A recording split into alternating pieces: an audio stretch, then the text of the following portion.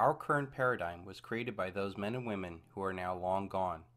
Their sacrifice and dedication made it possible for the United States to become the world's lone superpower. Almost 40% of the economy had something to do with agriculture back then.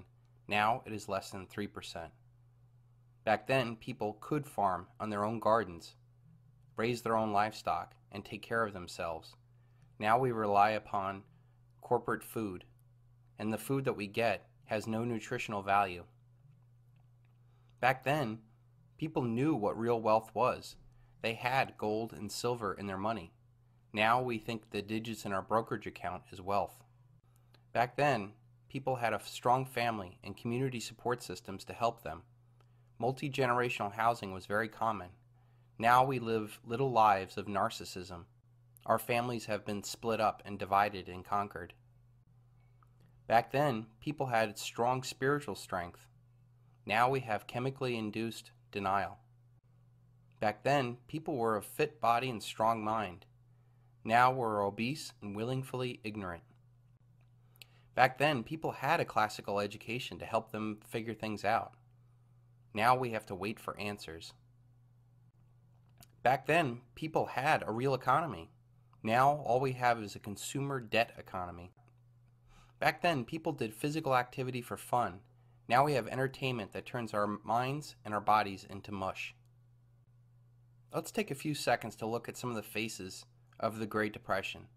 Look at the faces of these people and ask yourself, do you think that if given a chance to do something different than the path they chose before the Great Depression, they would? Do you think that these people were aware and prepared for a collapse? Do you think that they had the mental or physical assets in place to deal with this new paradigm?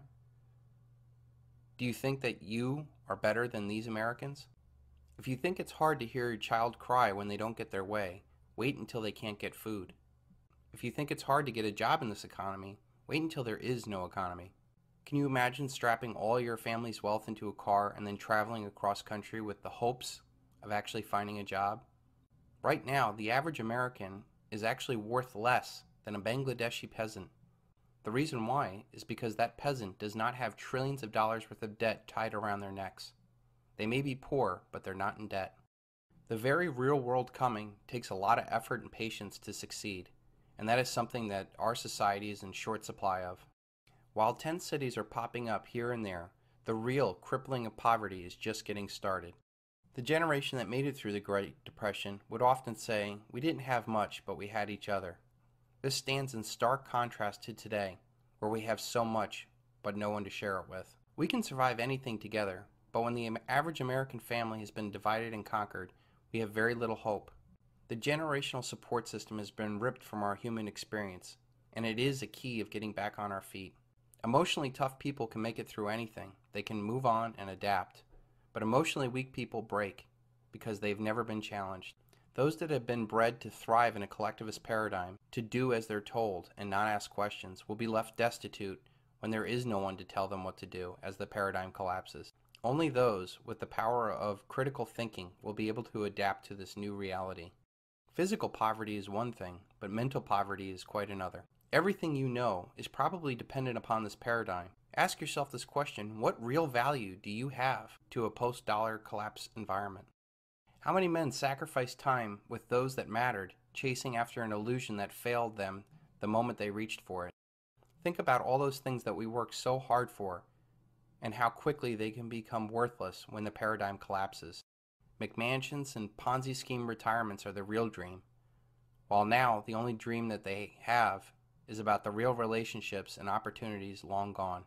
Men will be split from their families as they seek opportunities far and wide, and women will have to endure not only their world falling apart, but trying desperately to shield their children from a harsh new reality. How many mothers do you think are going to sit and regret that they did not prepare themselves or their children for a collapse? How many wish that they had not wasted their time and energy and money chasing after things that mean nothing? After all, how important is fashion, soap opera, and reality TV? Perhaps the most famous picture of the Great Depression was of Florence Owens Thompson, taken by Dorothea Lange. Dorothea Lange wrote in her notes from the 10-minute photo shoot, 7 hungry children. The father is a native Californian, destitute in pea pickers' camp because of their failure of the early pea crop. These people had just sold their tires to buy food. I did not ask her name or her history.